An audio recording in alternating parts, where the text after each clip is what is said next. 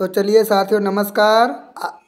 आप हमारा YouTube channel gardening life देख रहे हैं। आज का जो विषय है वो ठंडी के मौसम में अंग्रेजी गुलाब पर, इंग्लिश गुलाब पर ज़्यादा फ्लावरिंग पाने का जो तरीका है उसके विषय के ऊपर हम बात करेंगे। तो दोस्तों, हमारे चैनल को अगर पहली बार देख रहे हैं तो इसको लाइक करें, सब्सक्राइब करें, क्योंकि आपको गार्डनिंग से रिलेटेड वीडियो अपडेट मिलती रहेगी। तो चलिए साथियों, हम आगे को बात बढ़ाते हैं।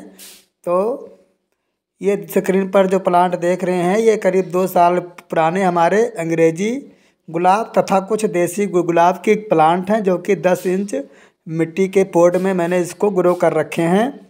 अभी बदलते हुए मौसम में इसके जो अंदर कुछ खास फर्टिलाइजर के बारे में बताएंगे, जो कि आप भी अपने गमले में इस्तेमाल कर कर लाखों हजारों फूल बड़े आसानी से पा सकते हैं। क्योंकि हमारे बहुत से दोस्त का कमेंट होता था कि हम नर्सरी से इंग्लिश गुलाब लेके आते हैं, लेकिन उसके अंदर जब नर्सरी से फूल आते हैं घर में हमारे फूल नहीं निकलते हैं, और फूल निकलते हैं तो बहुत छोटे साइज हो जाते हैं। तो देखिए साथियों, जिस तरह से सबसे पहले हमें छोटा हो या बड़ा हो, अपने जगह के अनुसार 10 इंच, 12 इंच, 14 इंच गमले का सबसे पहले डिसाइड करना चाहिए। उसके बाद हमें देखिए, अगर इस प्रकार से आपने गमले लगा रखे हैं मिट्टी के, तो मेरे देखिए इस छोटे से गमले में, जो कि 12 इंच का कह लीजिए गमला है, और इसको रिपोर्टिंग हम बरसात के मौसम में कर देते हैं या फिर सर्दियों में कर देते हैं। तो अगर आपने रिपोर्टिंग नहीं करी है तो अभी भी रिपोर्टिंग कर सकते हैं। अगर रिपोर्टिंग कर रखे हैं तो कुछ नहीं, सबसे पहले इसकी हमें गहरी गुड़ाई करनी होती है।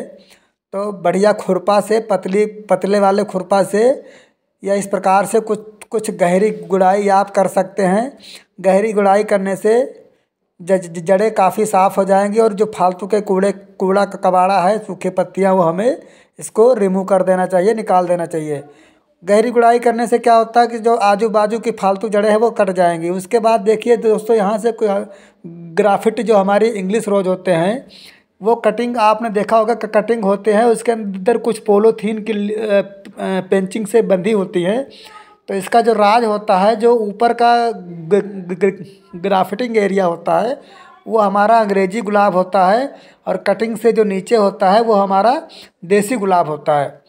तो कई बार फूल ना आने का जो मेन कारण होता है कि हमारे जो ग्राफ्टिंग होती है ऊपर से, उसके नीचे से कुछ पुरानी नई ब्रांच, नई लीव्स निकल कर आ जाती है, जिसको हम अपनी भाषा में जंगली गुलाब कह देते हैं या जंगली गुलाब से जानते हैं।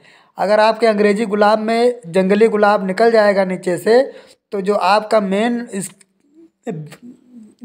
पौधे की जो मेन ब्रांच है वो डाउन पड़ जाएगी, और जंगली गुलाब पूरी स्पीड में बढ़ने लगती है, पूरी बेल की तरह।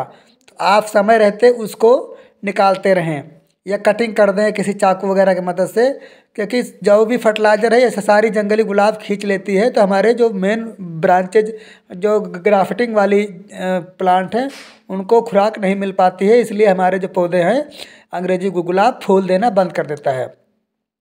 अगर आपने रिपोर्टिंग कर रखा होगा सर्दी से पहले, तो इस प्रकार से देखिए न्यू ब्रांच निकल कर सामने आ जाती हैं। तो इंग्लिश गुलाब को रिपोर्टिंग करना बहुत ही अनिवार्य होता है, ज़रूरी होता है, और समय समय से फर्टिलाइज़र।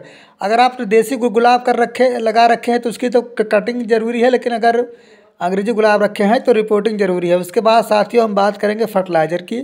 देखिए हमारे हाथ में 4 फर्टिलाइज़र मैं आपको दिखा रहा हूँ। 4 फर्टिलाइज़र में से ये 2 आप देख रहे हैं, ये है हमारा DAP का कुछ दाना। उसके बाद ये आ गया हमारा वर्मी कंपोस्ट। अगर आपने DAP के दाने 15-20 दिन के पहले डाल रखे हैं तो कोई बात नहीं तो आप इसके अंदर भी 1 से 1.5 चम्मच मिला सकते हैं। ज़्यादा मात्रा में बिल्कुल ना डालें, 10-12 दाने ही ये एक पौधे के लिए बहुत होता है। अभी नवंबर का महीना चल रहा है, तो आपको हर दुकान में, नर्सरी वाले पे या बीज की दुकान पर, ये सारी खादें आपको आसानी से मिल जाएगी। तो देखिए ये जो हमारे ये जो है, सबसे पहले ये वर्मी कंपोस्ट है, उसके बाद में बोन मील है, उसके बाद में नीम खली है, उसके बाद में आप चाहें तो कुछ सिंगल सुपर फास्फेट या यूरिया का मात्रा थोड़ा सा ले सकते हैं। यूरिया क्या करता है, यूरिया बहुत गर्म होती है दोस्तों, तो ये थोड़ा मात्रा डालें तो कि इसकी नई ब्रांचें ये बनाने के में मदद करता है, या सरसों की खली आप डाल सकते हैं। उसके प्रकार से इस तरह से हमें सारी खाद मिक्स करके एक एक मुट्ठी हमें तकरीबन सारे गमलों में इस प्रकार से एंटर कर देना है, डाल देना है। उसके बाद डालने के बाद हमें 100 ग्राम के मात्रा में या फिर 150 ग्राम के मात्रा में एक एक मुट्ठी भर भर के 1.5 मुट्ठी सारे गमलों में डाल देना है। और गमलों को डालने के बाद इसकी दोबारा आप चाहें तो दोबारा से गुड़ाई कर सकते हैं गहरी। इससे क्या होता है कि हमारे ये जड़ों में जाके मिट्टी में मिक्स हो जाएगा और जड़ों में हमारी ये फर्टिलाइज़र खाद मिक्स हो जाएगी, एंटर कर जाएगी।